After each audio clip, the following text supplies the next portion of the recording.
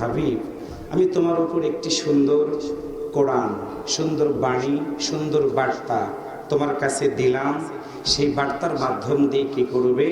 মানুষগুলোকে তুমি অন্ধকার থেকে আলোর দিকে নিয়ে আসতে পারবে। আল্লাহ রসুলকে দায়িত্ব দিলেন আল্লাহ। এখন আল্লাহ রসুল নেয়, সে দায়িত্ব পালন করে কারা? আল উলামা ওয়ারাসাতুল আম্বিয়া।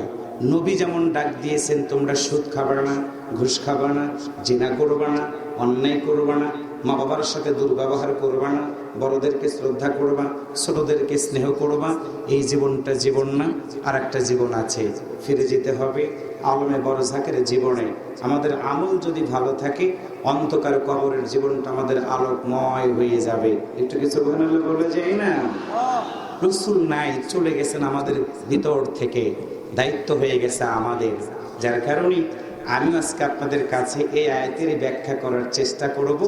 সকল প্রকার অন্ধকার থেকে আমাদেরকে ফিরে আসতে হবে আলোর দিকে।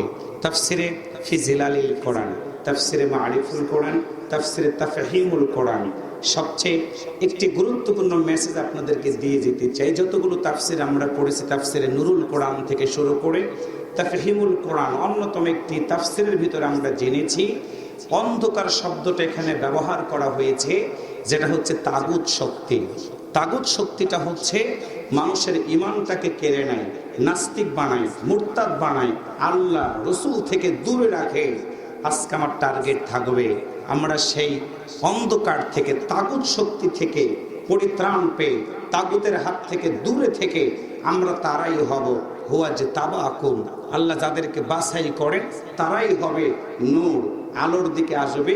আর এইখানকার আলো মানে হলো আল্লাহর দেওয়া জীবন ব্যবস্থা আল কোরআন। তাহলে বলুন তো, যতদিন বাঁচবো নূর হিসাবে, আলো হিসাবে আল্লাহর কোরআনের পক্ষে আমাদের থাকা দরকার, আছে না নাই?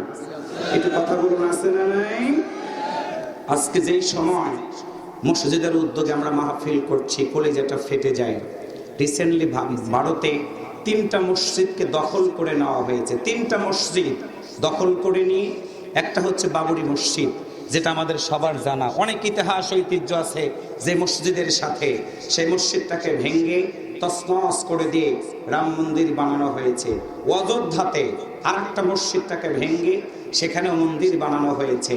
যেই সময় আমরা মসজিদের উদ্যোগে কালেকশন করছি, টাকা পয়সা আদায় করে মসজিদটাকে সুন্দর করছি, ঠিক তখনই ফিলিস্তিনের গাজার মুসলমানদেরকে হায়নার মতো বম্বিং করে মসজিদগুলোকে ধ্বংস করে দিচ্ছে।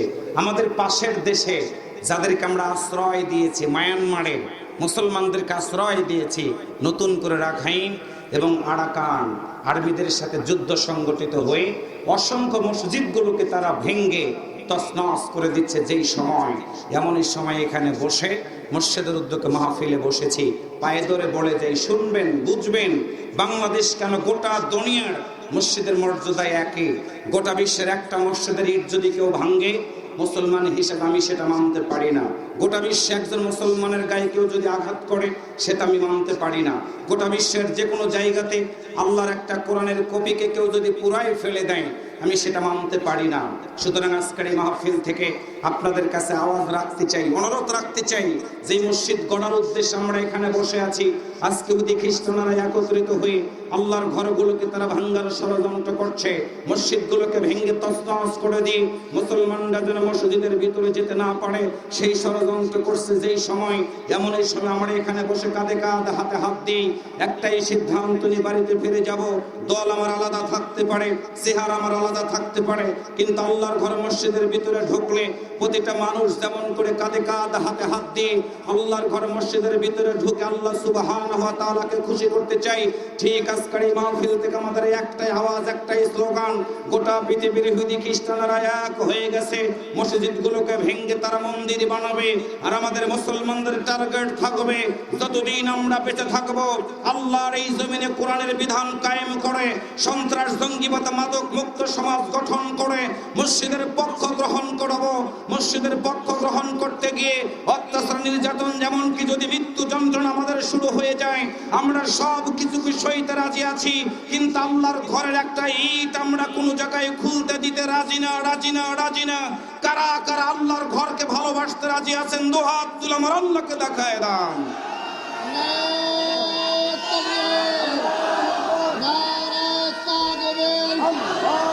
ইসলামের শত্রুরা মাদ্রাসার শত্রুরা কোরআন হাদিসের শত্রুরা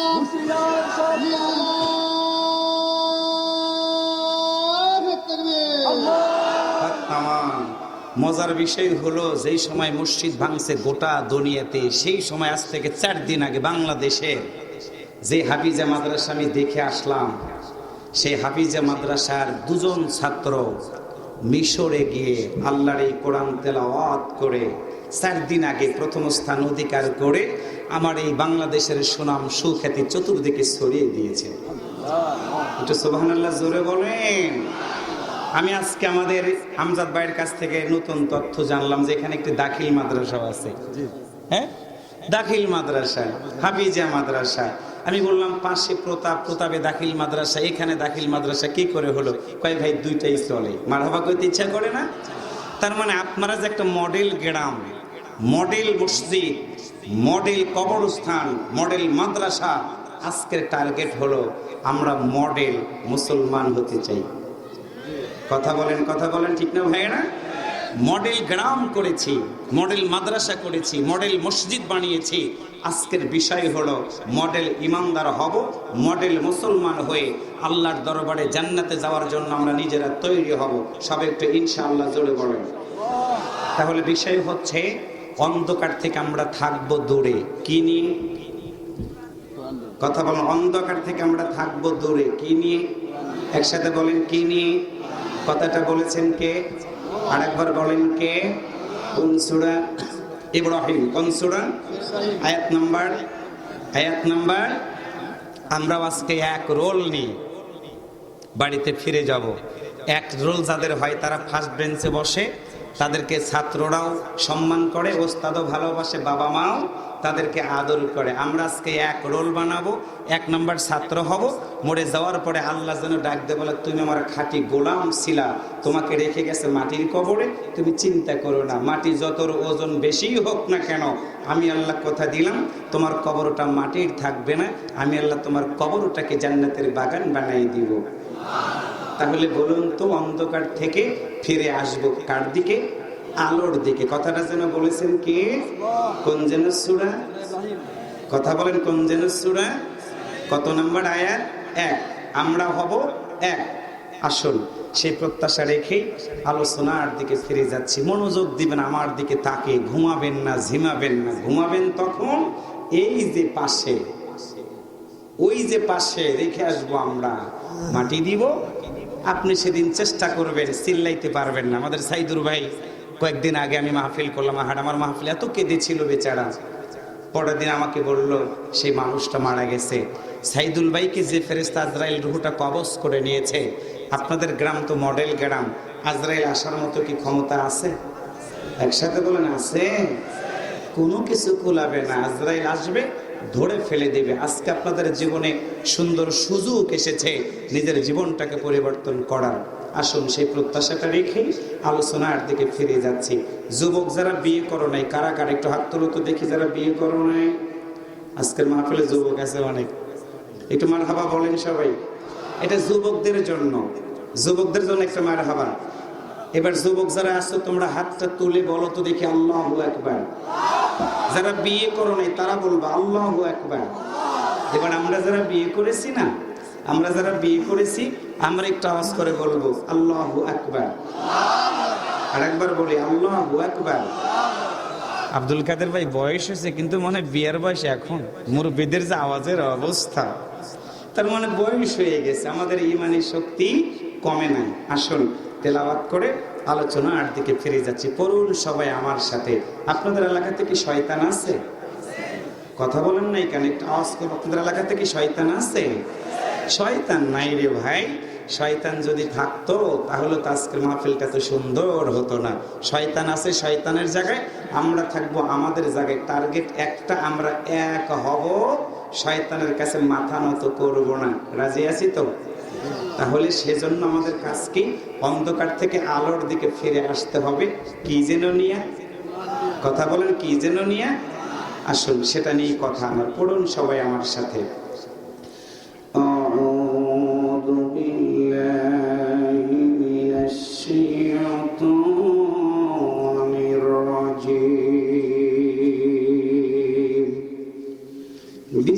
বিসমিল্লাহির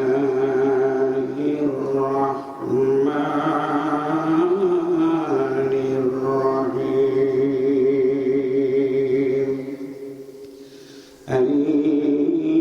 আলিফ লাম রা কিতাবুন আনজালনাহু ইলাইকা লিতুখরিজান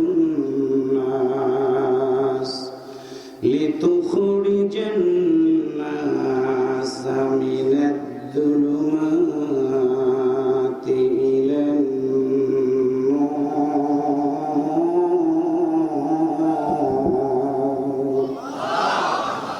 সম্মানিত প্রিয় ভাইরা, বিশ্বনবী সাল্লাল্লাহু আলাইহি ওয়াসাল্লামের মক্কি জিন্দেগিতে সূরাটি নাজিল হয়। মুসলমান আমরা বুঝবো ভালো করে মাক্কি এবং মাদানী সূরাগুলোর পার্থক্যটা কি, কোন সূরাগুলোকে মাক্কি বলা হয়, কোন সূরাগুলোকে মাদানী বলা হয়। আল্লাহর নবী পৃথিবীতে আগমন করার পরে 40 বছর বয়সে পেয়ে গেল কোরআন, দেখালেন পথ, ফিরে এলো মানুষগুলো আলোর দিকে, হয়ে গেল তারা আদর্শ জাতি, হয়ে গেল তারা মুসলমান। বিশ্বনবী দাওয়াতি কাজ শুরু করে দিলেন গোটা পৃথিবীর মানুষগুলোর সামনে। তেলাওয়াত করলেন মহাগ্রন্থ আল কোরআন, সুন্দর করে তিনি ডাক দিয়ে বললেন ওয়ামান আহসানু কাওলাম মিম্মান দাআ ইলাল্লাহি ওয়া আমিলা সালিহান ওয়া ক্বালা ইন্নানি মিনাল মুসলিমিন।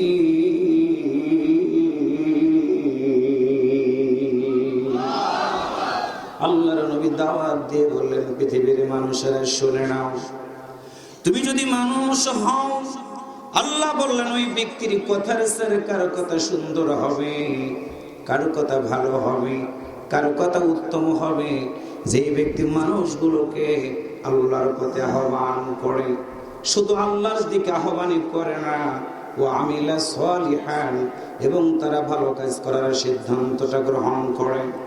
শুধু ভালো কাজই করে না তারা, ওয়াকালা ইন্নানি মিনাল মুসলিমিন, জীবন চলার পথ পরিক্রমায় একটা ঘোষণা, একটা আওয়াজ, আমি একজন মুসলমান। দল আমার আলাদা, দাড়ি আমার আলাদা, টুপি আমার আলাদা, পাগড়ি আমার আলাদা, জুব্বা আমার আলাদা, কোট আমার আলাদা, একটা জায়গায় আমরা এক, সেটা হলো মুসলমান।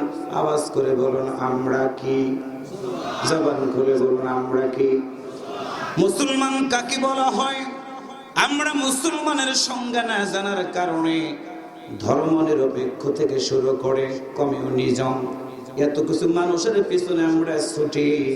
মুসলমানের কথা আমরা যদি জানতাম, বুঝতাম, তাহলে আল্লাহর এই জমিনে দ্বীন কায়েমের বিরোধিতা করতে পারতাম না। কারণটা হলো মুসলমান শব্দের অর্থ হলো আত্মসমর্পণ করা। পৃথিবীর কোনো মানুষের কাছে না, পৃথিবীর কোনো নেতার কাছে না, কোনো প্রশাসনের কাছে না, পৃথিবীর কোনো দাম্ভিকতার কাছে কোনো মুসলমান মাথা নত করে না। একটু আওয়াজ করে বলুন তো, এই কপালটা দিয়ে এই মসজিদের ভিতরে সেজদা যখন আমি দেই, সভাপতির পায়ে দেই না, ইমামের পায়ে দেই না, একসাথে বলুন সেই কপালটা দিয়ে সেজদা দেই আমরা আমার আল্লাহর কুদরতি পায়ের উপরে। একটু আল্লাহু আকবার জোরে বলেন। তার মানে হলো এই মাথাটা নত করলাম পৃথিবীর কোনো নেতার কাছে না, এই মাথাটা নত করলাম আমার আল্লাহর কুদরতি পায়ের কাছে। এই জন্য আল্লাহ বলেন, বান্দারে তুমি যদি মুসলমান হও, তোমাকে একটা সিদ্ধান্ত নিতে হবে তোমার দিলের ভিতরে। পৃথিবীর কোনো মানুষের ভয় রাখা যাবে না, নেতার ভয় রাখা যাবে না, পুলিশের ভয় রাখা যাবে না, আর্মির ভয় রাখা যাবে না। তুমি যদি মুসলমান হও, তোমার জীবন চলার পথ পরিক্রমায় একজনের ভয়, সেটা হলো আল্লাহ। একসাথে বলেন তো, মহেশপুরে কি ওই আল্লাহ আছে না নাই? ইয়া আইয়ুহাল্লাযীনা আমানুত্তাকুল্লাহা ওয়া কুনু মা'আস সাদিকিন। আল্লাহ বলেন, রাসূল বলে দাও, মুসলমান যারা হবে তাদের দিলের ভিতরে একটাই শব্দ, একটাই আওয়াজ, ইত্তাকুল্লাহ। আল্লাহকে ভয় করে তারা, আল্লাহকে ভয় করে যারা সন্ত্রাসী করে না তারা, আল্লাহকে ভয় করে যারা জঙ্গিবাদের সাথে জড়িত হয় না তারা, আল্লাহকে ভয় করে যারা নামাজ কাজা করে না তারা, আল্লাহকে ভয় করে যারা বেপরদায় থাকে না তারা, আল্লাহকে ভয় করে যারা মসজিদ মাদ্রাসার গম চুরি করে খায় না যারা, আল্লাহকে ভয় করে যারা আল্লাহর এই জমিনে দিন কায়েম হোক এটার বিরোধিতা করে না তারা। তার মানে হলো আল্লাহর ভয় যদি আমার দিলের ভিতরে থাকে, একটা জিনিস বুঝতে হবে, আজকে আধুনিক যুগ হয়ে গেছে, আমরা অ্যানালগ থেকে ডিজিটাল যুগে এসে গেছি। ডিজিটাল যুগ পার করে আমরা স্মার্ট বাংলাদেশে যখন এসেছি রে ভাই, মোড়ে মোড়ে সিসি ক্যামেরা, আজকের ওয়াজও ভিডিও হয়, মেয়েরা ঘরের ভিতরে বসে থেকে আলোচনাগুলো দেখে। তার মানে হলো আমি কেমনে হাত নড়াই ক্যামেরায় ধরা পড়ে, কেমনি কথা বলি ভিডিওর মাধ্যমে রেকর্ড হয়। আল্লাহ বলেন, বান্দারে তোমারে জানাই দিলাম, ইকরা কিতাবাকা কাফা বিনাফসিকা আল-ইয়াওমা আলাইকা হাসিবা। বান্দারে তুমি কি জেনে রাখবা না, তুমি কি বুঝবা না, কুল্লু নাফসিন যায়িকাতুল মাউত সুম্মা ইলাইনা তুরজাউন, মিনহা খলাকনাকুম ওয়া ফিহা নুঈদুকুম ওয়া মিনহা নুখরিজুকুম তারাতান উখরা। বান্দারে তুমি কি জানো না, মৃত্যু হবে তোমার, রাখবে কবরে, আমি আল্লাহর ফেরেশতা পাঠাবো, প্রশ্ন করবে মান রব্বুকা, বলো তোমার রবকে, রব্বি আল্লাহ যদি বলতে পারো, সুসংবাদ এসে যাবে তোমার কবরে, আমি আল্লাহর পক্ষ থেকে ঘোষণা করে দেব, ইয়া আইয়াতুহান নাফসুল মুতমাইন্না ইরজিই ইলা রাব্বিকি রাদিয়াতাম মারদিয়া ফাদখুলি ফি ইবাদি ওয়াদখুলি জান্নাতি। আল্লাহ বলেন, বান্দারে শুনে নাও, সিসি ক্যামেরাতে রেকর্ড হয়, তোমার আমলনামাটাও রেকর্ড হয়ে গেল, তুমি স্বাক্ষর জাল করে টাকা মারলা, রাস্তার 3 ইঞ্চি ঢালাই করা লাগবে, 1 ইঞ্চি করলাম, অন্তর খুলে বলুন তো তিনি যেন কে? ওই আল্লাহ রাসূলকে পাঠিয়ে দিলেন, আল্লাহর নবী কোরআন পেয়ে গেল, মক্কি জিন্দেগিতে 13টা বছর এই কোরআনের দাওয়াত যখন দিলেন, মানুষগুলো কালেমার দিকে আসতে থাকলো, আলোর দিকে আসতে থাকলো, অন্ধকার থেকে তারা দূরে থাকা শুরু করে দিল, লাত মানাত উজ্জার পূজা করা থেকে তারা দূরে থাকা যখন শুরু করে দিল, আল্লাহর নবীর দলের সংখ্যাটা বাড়ে। এমন সময় দেখা যায় আল্লাহর নবীর দলের সংখ্যা যখন বাড়ে, অন্ধকার জগতের লোকেরা আল্লাহর নবীর মতো মানুষটাকে গ্রেফতার করার ষড়যন্ত্র করে। শুধু গ্রেফতারি করে না, আল্লাহর নবীর খাবার বন্ধ করে দিয়ে দেয়, সাহাবীদের রাস্তার মাঝখানে পথের কাঁটাগুলো দিয়ে দেয়। যখন আল্লাহর নবী এইভাবে 13টা বছর যখন সময় কাটাইতেছিলেন, আল্লাহর পক্ষ থেকে ঘোষণা হয়ে গেল, বন্ধুরে তোমার চোখের পানি আমি আল্লাহর দরবারে কবুল হয়ে গেছে। মক্কার মানুষগুলো তোমারে দেখতে পারে না, মক্কার মানুষগুলো তোমাকে দূর দূর করে তাড়িয়ে দেয় রে বন্ধু, টেনশন তুমি করবে না, আমি আল্লাহ তোমার আদেশ দিয়ে দিলাম, তুমি হিজরত করো, চলে যাও মদিনাতে। আল্লাহর নবী 13টা বছর মক্কার জমিনে থাকার সময় যতগুলো সূরা আল্লাহ নাজিল করে দিয়েছিলেন, সবগুলো সূরাকে বলা হয় মাক্কি সূরা। বুঝতে হবে ভালো করে, মক্কার জিন্দেগিটার নবীর জীবনে এত কষ্ট ছিল, এইটা ওয়াজ করে বুঝাইতে পারবো না, অন্তরের চোখ থাকলে বুঝতে পারবেন। আল্লাহর নবী বাইতুল্লাহর পাশ দিয়ে যখন হেঁটে যেত, আল্লাহর নবীর মহামানবের মতো মানুষটার গলাতেও গামছা পর্যন্ত তারা লাগায় দিয়ে দিত। আমার প্রিয় দিনী ভাইয়েরা, মক্কার জিন্দেগির একটি ঘটনা জানাই দিতে চাই। আল্লাহর নবীর আদরের সাহাবী ছিলেন আবু বকর সিদ্দিক রাদিয়াল্লাহু তাআলা আনহু। আল্লাহর নবীর পাশে এসে দাঁড়ায়া বললেন, ইয়া রাসূলুল্লাহ, অন্ধকার থেকে মানুষগুলোকে ডাক দিতেছেন আপনি আলোর দিকে। মানুষ এসে গেল, গো হুজুর কাফিরেরা এক হয়ে গিয়ে আলোর মানুষগুলোকে আবার অন্ধকারের দিকে নিয়ে যেতে চায়। আপনি বলুন এখন কি করতে হবে? আল্লাহ রাসূল বলেন, আবু বকর শুনে নাও, আল্লাহর পক্ষ থেকে আয়াত নাযিল হয়ে গেছে, ইন্নাল্লাযীনা ক্বালু রাব্বুনাল্লাহ। আবু বকর তুমি কি জানো না, বিপদের মধ্যে পড়ে যাওয়ার পরে, জেলখানায় থাকার পরে, খাবারও বন্ধ করার পরে যারা বলবে ইন্নাল্লাযীনা ক্বালু রাব্বুনাল্লাহ, নিশ্চয়ই যারা বলে তাদের রব আল্লাহ, সুম্মাস্তাকামু, এই কথাই শুধু বলে না, অটল থাকে, দৃঢ় থাকে, আল্লাহ বলেন তাতানাজ্জালু আলাইহিম, আমি আল্লাহ নাজিল করব তাদের উপরে মালাইকাতুম, বহু ফেরেশতা, তারা এসে কি বলবে, আল্লাহ তাখাফু, তোমাদের কোনো ভয় নাই, ওয়ালা তাহজানু, চিন্তার কোনো কারণ নাই, ওয়া আবশিরু, এবং সুসংবাদ গ্রহণ করো, বিল জান্নাত, ওই জান্নাতের, আল্লাতী কুনতুম তুআদুন, যেই জান্নাতের ওয়াদা আমার আল্লাহ তাআলা দিয়েছেন। রাসূল কথাটা বলা মাত্র আবু বকর সিদ্দিকের দিকে তাকায়, দেখা গেল সুন্দর মানুষ আবু বকরের দুইটা চোখ বেয়ে বেয়ে পানিগুলো গড়ে গড়ে পড়তেছে। আল্লাহ রাসূল বলেন, বন্ধু আবু বকর বড় নির্যাতন সহ্য করো, কাফিররা দেখতে পারে না, আবু বকর কেন তুমি কাঁদতেছো?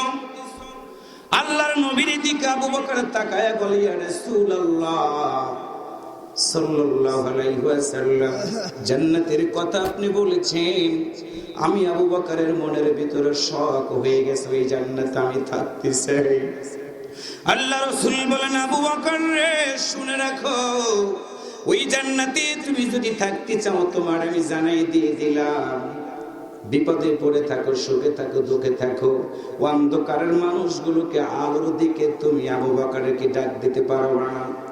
আল্লাহর নবী কথাটা বলা মাত্র আবু বকর সিদ্দিক ডাক দিয়া বলেন, নবী গো, আমি আবু বকর জান্নাতে যাওয়ার জন্য সিদ্ধান্তটা নিয়ে নিয়েছি, হুজুর বলুন আমি কোথায় গিয়ে দাওয়াতি কাজ করব? আল্লাহর রাসূল বলেন, আবু বকর শুনে নাও, বাইতুল্লাহর পাশে গিয়ে আল্লাহর কোরআনটা তেলাওয়াত করে করে গোটা মানুষগুলোকে জানাই দাও, সুদ খাওয়া যাবে না, ঘুষ খাওয়া যাবে না, জেনা করা যাবে না, অন্যায় করা যাবে না, ডাকাতি করা যাবে না। আবু বকর যাও, তাদের কাছে গিয়ে কথাটা তুমি শুনায় দাও। আবু বকর কথাটা শোনার পর আল্লাহ রাসূল বললেন, সতর্কবাণী হলো, আবু বকর সত্যের দিকে যখন তুমি মানুষগুলোকে ডাক দিবা, অসৎ মানুষগুলো কিন্তু তোমার মতো আবু বকরের সাথে তারা দুর্ব্যবহার করবে, তুমি এটা বোঝার চেষ্টা করবা। আবু বকর নবীর দিকে তাকায় বলে, ইয়া রাসূলুল্লাহ, আমি আবু বকর সিদ্ধান্ত নিয়েছি কোরআনের দাওয়াত মানুষগুলোকে দিব, অন্ধকার থেকে আলোর দিকে মানুষগুলোকে ডাক দিব। রাসূল বলেন, আবু বকরের কি আল্লাহ গোবা? এমন সময় আবু বকর বলেন, নবী গো, আমি আবু বকর আমার জীবনের চেয়ে আপনার মতো নবীকে অনেক বেশি ভালোবাসি। হুজুর আপনার মতো নবীকে আমি আবু বকর আমার জীবনের চেয়ে অনেক বেশি ভালোবাসি। একটু আল্লাহু আকবার জোরে বলেন, আর একটু জোরে বলেন। আল্লাহর নবী আবু বকরের কথাগুলো শুনলেন, বললেন, আবু বকর যাও যাও, আমি তোমারে অপেক্ষা করতে থাকলাম, দাওয়াত করে আসো, আলোর দিকে মানুষগুলোকে ডাক দিয়ে সরে ভাই। হাদিসটার দিকে খেয়াল করে শুনবেন ভালো করে। আবু বকর সিদ্দিক একটা দৌড় দিলেন, বাইতুল্লাহ পর্যন্ত পৌঁছে গেলেন। বাইতুল্লাহর পাশে দাঁড়ায় আবু বকর সিদ্দিক যখন আল্লাহর কোরআনের তেলাওয়াত করা শুরু করে দিয়েছে, এমন সময় উতবা সাইবাদের নেতৃত্বে একদল যুবক কাফেরেরা আবু বকরের সামনে গিয়ে দাঁড়িয়ে গেল। কোন আবু বকর? যে আবু বকরের শানে আল্লাহর পক্ষ থেকে আয়াত নাজিল হয়ে গেছে, রাদিয়াল্লাহু আনহু ওয়া রাদু আন। একটু আল্লাহু আকবার জোরে বলেন। আবু বকরের সামনে দাঁড়িয়ে গেল, আল্লাহ রাসূলের কথাগুলো আবু বকরের মনে হয়ে গেল, না জানি রে এখনই মনে হয় ওরা আমার উপরে অতর্কিত হামলা চালাবে।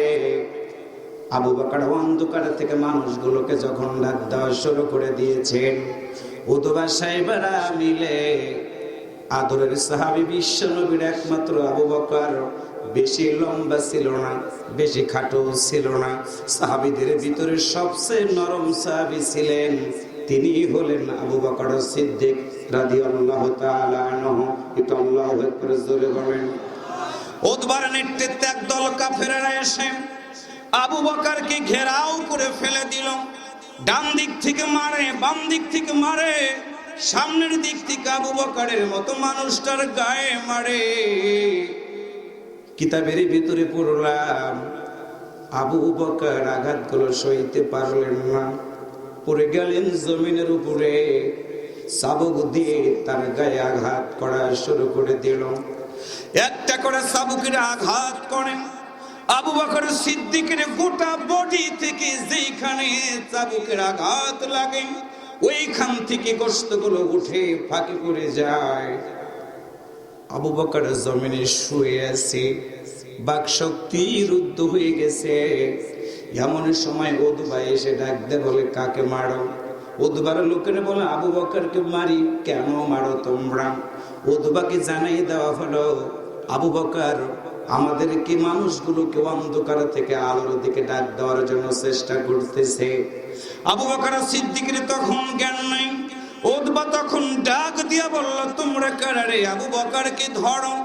দুইটা হাত ধরে আবু বকরকে উঠায়া ডাক দিয়ে বলল, তোমরা যত মেরেছো আমি একটু দেখবো কেমনে মেরেছো। আবু বকরকে বাইতুল্লাহর ভিতরে দাঁড় করায়া ডান হাতটা বেঁধে দিয়া বাম হাতটা বেঁধে দিয়া আবার চাবুক দিয়ে এত জোরে আঘাত করে, একটা করে আঘাত লাগার সঙ্গে সঙ্গে আবু বকরের গা ফেটে ফেটে রক্তগুলো জমিনের দিকে পড়ে। আল্লাহ নবীর সাহাবীর চোখ দুইটা ভেজা। এমন সময় উতবা বলে, আবু বকর রে, বলো অন্ধকার থেকে মানুষগুলোকে আলোর দিকে তুমি ডাক দেওয়া বন্ধ করবে কিনা বলো। আবু বকরের ডাক দেওয়া বলে, উতবাড়ি তুমি জানো না আল্লাহর নবী আমারে জানাইয়া দিয়েছে রে, তোমাদের সামনে যদি আলোর দিকে ডাক দিতে গিয়ে আমার জীবন প্রদীপ যদি নিভে যায়, আল্লাহর নবী বলেছেন আমি আল্লাহর জান্নাতের ভিতরে থাকতে পারবো। উতবা হারিয়ে গেল। এমন সময় বলল, আমার সাথীরা রে, আবু বকরের দুইটা হাত আর শক্ত করে বেঁধে দাও। শক্ত করে দুইটা হাত বেঁধে দেওয়া হলো। দুইটা পা শক্ত করে বেঁধে দেওয়ার পরে আমার প্রিয় ভাইরা, আবু বকর দাঁড়ায় আছে, স্টিল দাঁড়ায় আছে। পায়ের শক্তি কমে গেছে, আঘাতের কারণে গোটা বডিটা তীব্র যন্ত্রণা। এমন সময় উতবা নিজের পা থেকে কাঠের জুতাটা নিজের হাত দিয়ে খুলে নিলেন। উতবার সামনে যুবকরা দাঁড়িয়ে আছে। উতবা বলল, আবু বকরকে তোমরা আরো শক্ত করে ধরো। দুইজন যুবক আবু বকরের দুইটা হাত শক্ত করে ধরলো যখন, উতবা নিজের কাঠের জুতাটা পা থেকে খুলে আল্লাহর নবীর জল্লুল কদর সাহাবী ডান হাত দিয়ে জুতাটা ধরে আবু বকরের ডান গালে এত জোরে আঘাত করলেন, গাল ফেটে ফেটে আবু বকরের দাড়ি মুবারক গুলো রক্ত দিয়ে ভিজে যাচ্ছিল। আবু বকরের গাল ফেটে গেল। উতবা বলে, আবু বকর বলো, এরপরেও কি তুমি আলোর দিকে মানুষগুলোকে ডাক দিবা? আবু বকর বলে, হ্যাঁ, আমার এই দেহে যত খুন প্রাণ থাকবে রে, আমি আবু বকর মানুষগুলোকে আলোর দিকে ডাক দিবে, এটা হলো আমার ওয়াদা। উতবা আরো রেগে গেল, জুতাটা আরো শক্ত করে ধরে বাম গালে আবার আঘাত করতে থাকলো। একবার ডান গালে মারে, একবার বাম গালে মারার কারণে বিশ্ব নবীর কলিজার টুকরা সাহাবী আবু বকরের দুইটা গাল বেয়ে পানিগুলো দাগলা। আমি নবী তোমারে কথা দিয়ে দিলাম, জান্নাতের ভিতরে এইরকম আঙ্গুলের মতো আমি নবীর সাথে তুমি একই জায়গায় অবস্থান করবা। সম্মানিত দিনী ভাই সব, আল্লাহর নবীর সাহাবীরা এইভাবে করেন। অন্ধকার থেকে মানুষগুলোকে আলোর দিকে ডাক দেওয়ার জন্য তারা শরীর থেকে রক্তগুলো ঝরিয়েছেন। বুঝবেন ভালো করে, আমি রাকিবুল জান্নাতে যাব, নিশ্চয়তা নাই, নিশ্চয়তা নাই, কিন্তু আল্লাহর নবীর সাহাবীরা জান্নাতি, জান্নাতের মধ্যে কোনো সন্দেহ নাই। একটু আল্লাহু আকবার জোরে বলেন, আর একটু জোরে বলেন আল্লাহু আকবার। আবু বকর সিদ্দিক যদি জান্নাতি যাওয়ার জন্য নিজের শরীর থেকে রক্তগুলো ঝরিয়ে দিতে পারে, আজকের মাহফিল থেকে আমাদের একটাই সিদ্ধান্ত, যতদিন বাঁচবো অন্ধকার জগতে যারা আছে তাদের কাছে আমরা কোরআনের দাওয়াতটা দিয়ে দিব। ফিরে এসো কোরআনের দিকে, ফিরে এসো আল্লাহর দিকে, ফিরে এসো নবীর দিকে, তোমার জীবনটা ধন্য হয়ে যাবে। শুধু আল্লাহর নবীর সাহাবী পুরুষেরাই ইসলামের জন্য ত্যাগ স্বীকারও করে নাই, আল্লাহর নবীর সাহাবীরা দ্বীনের জন্য, কোরআনের জন্য ছেলেরা মেয়েরা পর্যন্ত ত্যাগ স্বীকার করেছে। তাহলে আজকে আমাদের একটাই সিদ্ধান্ত, যতদিন বাঁচবো সুদ খাবো না, ঘুষ খাবো না, জেনা করবো না, অন্যের জমির আল ঠেলবো না, ওজনে কম দিব না, মাদকের সাথে জড়িত থাকবো না, অন্ধকারের সাথে আমাদের জীবন চালাবো না। আলোর দিক হলো আকিমুস সালাত ওয়া আতুজ যাকাত ওয়ারকাউ মা'আর রাকিঈন। যতদিন বাঁচবো নিজে ব্যক্তি জীবনে নামাজি হয়ে যাব, রোজার মাস আসতেছে রোজাদার হয়ে যাব, যাকাত প্রদান করব, যতদিন বাঁচবো রুকুকারীদের সাথে রুকুকারী হয়ে যাব। এই কাজগুলো যদি আমরা করতে পারি, আমার আল্লাহ তাআলা ডাক দিয়ে বলবেন, বান্দারে তুমি চিন্তা করো না, ইন্নাল্লাযীনা আমানু ওয়া আমিলুস সালিহাতি লাহুম জান্নাতুন তাজরি মিন তাহতিহাল আনহার যালিকাল ফাওজুল কাবীর।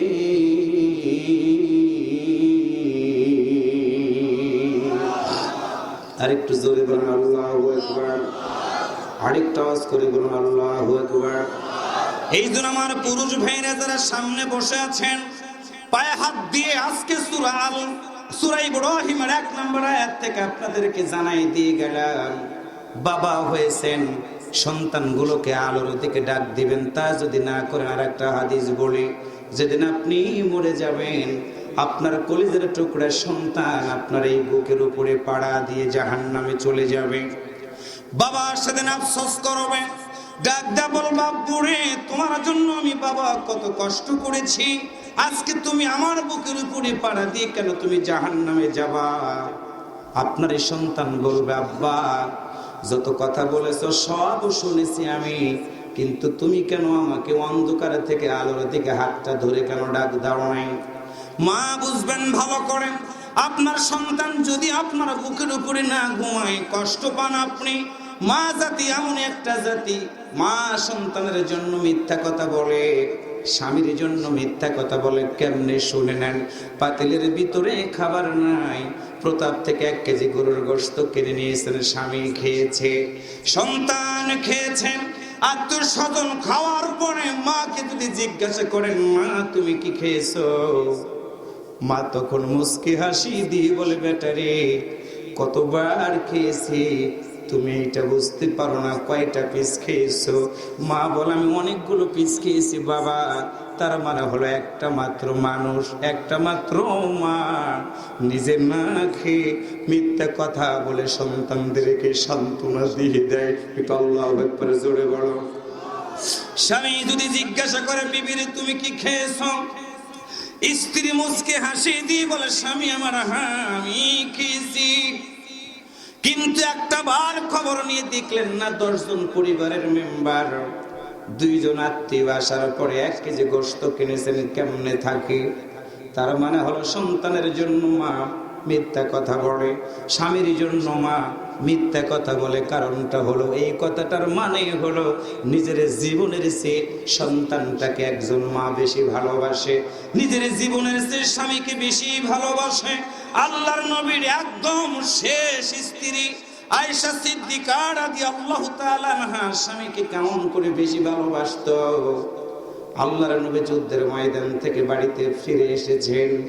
আল্লাহর নবী যুদ্ধের ময়দান থেকে বাড়িতে আসার পরে প্রথমেই কিন্তু হুজরাখানায় ঢুকতেন না।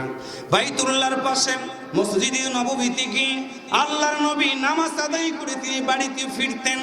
বাড়িতে ফেরার পর আয়েশাকে ডাকতে বলে, আয়েশা রে, যুদ্ধের ময়দানে কি আমি নবী গোসল ঠিক মতো করতে পারি নাই, শরীরটা ক্লান্ত হয়ে গেছে, তুমি কি একটু গোসল করাইতে পারবা কিনা আমাকে বলো। আয়েশা সিদ্দিকা বলেন, ইয়া রাসূলুল্লাহ, পারবো আমি। আল্লাহ রাসূল বললেন, ঠিক আছে, আমি অপেক্ষা করতেছি, তুমি একটু আমার গোসলের ব্যবস্থাটা করো। কিতাবের ভিতরে পড়লাম, আল্লাহর নবী বসে আছেন যখন, আয়েশা সিদ্দিকা রাদিয়াল্লাহু তাআলা আনহা পানিটা গরম করে নিয়ে আল্লাহর নবীর গায়ে গরম পানিটা ঢেলে দেওয়ার প্রস্তুতি গ্রহণ করলেন। আল্লাহর নবী সুন্দর করে বসে আছেন পীড়ার উপরে, আয়েশা সিদ্দিকা পিছনে দাঁড়ায়া, একদিকে ছোট্ট মানুষ। আল্লাহর নবীকে বললেন, হুজুর আপনি একটু সামনের দিকে আগান। আল্লাহর নবী একটু ফিরার উপর থেকে একটু উত্তোলন হয়েছে। আয়েশা সিদ্দিকা একটু আগাইতে গিয়ে ভুলবশত আয়েশা সিদ্দিকা রাদিয়াল্লাহু তাআলা আনহার একটা পায়ের আঙ্গুল আল্লাহর নবীর ফিরার নিচে পড়ে গেছে। আল্লাহ রাসূল তিনি দেখতে পারেন নাই। আয়েশা সিদ্দিকা উয়াও শব্দ বলেন নাই। মস থেকে পানিগুলো উঠাইয়া আল্লাহর নবীর গায়ে যখন ঢালতেছেন, কিতাবের ভিতরে পড়লাম, আল্লাহর নবীর গায়ে আয়েশা সিদ্দিকা হাত বুলাইয়া দেয়। হঠাৎ করে আয়েশা সিদ্দিকার দুইটা চোখ ভেজা। আল্লাহর নবীর পিঠের উপরে হাতটা দিয়ে বলেন, ইয়া রাসূলুল্লাহ সাল্লাল্লাহু আলাইহি ওয়াসাল্লাম, স্বামী আমার, একটা প্রশ্ন করব আপনাকে আমি, আমার প্রশ্নে আপনি রাগ করবেন কিনা জানি না গো নবী। আপনার পিঠের কাপড়টা যখন সরাইলেন, আমি আয়েশা দেখলাম আপনার পিঠে অনেকগুলো গর্ত। হুজুর আপনি কি বলবেন না, আপনার কি ছোট্ট জীবনে আপনার গায়ে কি কোনোদিন পক্স অথবা বসন্তের গোটা উঠেছিল? বসন্ত হওয়ার কারণে মাংসগুলো গলে গলে পড়ে যায়, গর্ত হয়ে যায়। আল্লাহ রাসূল বলেন, আয়েশা রে, না না না, আমার গায়ে কোনোদিন পক্স বসন্ত ওঠে নাই। এটা হলো আমার পিঠের সেই দাগ। তায়েফের জমিনে আমি নবী যখন সত্যের দিকে ডাক দিতে গিয়েছিলাম রে আয়েশা, তায়েফের যুবকেরা আমাকে বৃষ্টির মতো করে পাথর মেরেছিল। আয়েশা রে, তুমি জানো না, এক একটা পাথরের আঘাতে আমি নবীর গোটা বডিটা ফেটে গিয়েছিল। পাথরের আঘাতে আমি নবীর বডিটাতে কত বিক্ষত হয়ে গিয়েছিল আয়েশা, এটা হলো সেই দাগ। আল্লাহর নবী কথাটা বলে, আয়েশা সিদ্দিকার দুইটা চোখ ভিজে ভিজে পানিগুলো গড়ায় গড়ায় পড়ে। আল্লাহ রাসূল বলে, আয়েশা রে, তুমি জানো না, এমন এক কথা মনে করে দিলে আয়েশা, সত্যের দিকে ডাক দিতে গিয়ে আমি নবীর গা থেকে রক্তগুলো পড়তেছে, আমি দাঁড়াইতে পারি না, জমিনে বসে পড়ে গিয়েছিলাম। আমার গায়ের বডির রক্তগুলো আমার জুতার ভিতরে ঢুকে পায়ের সাথে লেগে গিয়েছিল। আমি নবী দাঁড়াইতে পারি নাই। তায়েফের কাফেরেরা আমাকে দুই পাশ থেকে ধরে, আয়েশা রে, তুমি জানো না, আমাকে দুই পাশ থেকে ধরে উঠাইয়া পাথর এমন ধরে মেরেছে আয়েশা, আমার গোটা বডিটা ক্ষত বিক্ষত হয়ে ফেটে ফেটে গিয়েছে।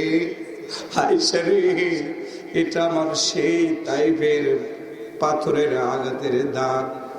আয়েশা সিদ্দিকা কথাটা শুনতেছেন, চোখ বেয়ে বেয়ে পানিগুলো পড়ে। এমন সময় আল্লাহর নবী তাকায় দেখে পানির ভিতরে দিয়ে একটু করে রক্তের দাগ দেখা যায়। আল্লাহর নবী ডাক দিয়ে বলেন, আয়েশা রে, বলো, আমার গায়ে তুমি পানি ঢালো, কিন্তু দেখতে পাচ্ছি পানির ভিতরে কিসের যেন রক্তগুলো গড়িয়ে গড়িয়ে পড়ে। আয়েশা, তুমি কি বলবো না এটা কিসের রক্ত? আমার কি পিঠের সেই গর্তগুলো কাঁচা হয়ে গেছে? আয়েশা রে, কিসের রক্তগুলো আসে তুমি কি আমারে বলবা না?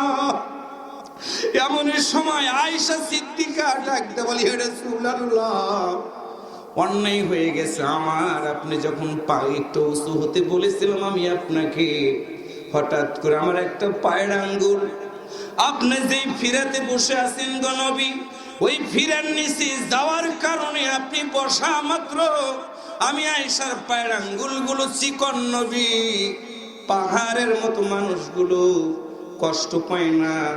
ইসলামের জন্য যারা ত্যাগ স্বীকার করে, ছোট্ট একটা ঘটনাকেই কিন্তু তাদের জন্য অনেক বড় কিছু মনে হয়ে যায়। আয়েশা সিদ্দিকা বলে, ইয়া রাসূলুল্লাহ, আমি আয়েশার একটা পায়ের আঙ্গুল ফিরার নিচে পড়ার কারণে হুজুর আপনি বসেছেন, আপনার গোটা বডির ভর ফিরার উপরে পড়ার কারণে গো হুজুর আঙ্গুলটা ফেটে গেছে, আঙ্গুল ফেটে রক্তগুলো গোসলের পানির সাথে চলে যাচ্ছে। আল্লাহ রাসূল সইতে পারলেন না, ফিরে থেকে উঠে দাঁড়ায়া আয়েশা সিদ্দিকাকে বুকের সাথে জড়িয়ে ধরে বলে, আয়েশা রে, তুমি কেন আমারে বললা না? তুমি ছোট মানুষ, এত ছোট মানুষ, তুমি সংসার বুঝতে না রে আয়েশা, এত ছোট মানুষ, আমি নবী তোমার পায়ের উপরে ভর করেছি, আঙ্গুল ফেটে গেছে, তুমি বললা না। আয়েশা সিদ্দিকা নবীর দিকে তাকায় বলে, ইয়া রাসূলুল্লাহ, আমি আয়েশা আমার জীবনের চেয়ে আপনার মতো নবীকে অনেক বেশি ভালোবাসি। আল্লাহ রাসূল আয়েশাকে জড়িয়ে ধরলেন। আয়েশা সিদ্দিকা বলে, ইয়া রাসূলুল্লাহ, আমার পায়ের একটা আঙ্গুল কেন গো নবী, আপনার মতো নবীর জন্য আমি আয়েশার যদি কলিজাটাও দেওয়া লাগে, আমি আয়েশা কলিজাটা দিতে বিন্দু মাত্র কুণ্ঠাবোধ করব না, কারণ হুজুর আমি আপনার কাছে একটা শুধু জিনিস জানতে চাই নবী গো, আমি আয়েশার এই ত্যাগের বিনিময়ে আপনার মতো নবীর সাথে আমি আয়েশা একটু জান্নাতের ভিতরে থাকতে চাই। আল্লাহ রাসূল সইতে পারলেন না,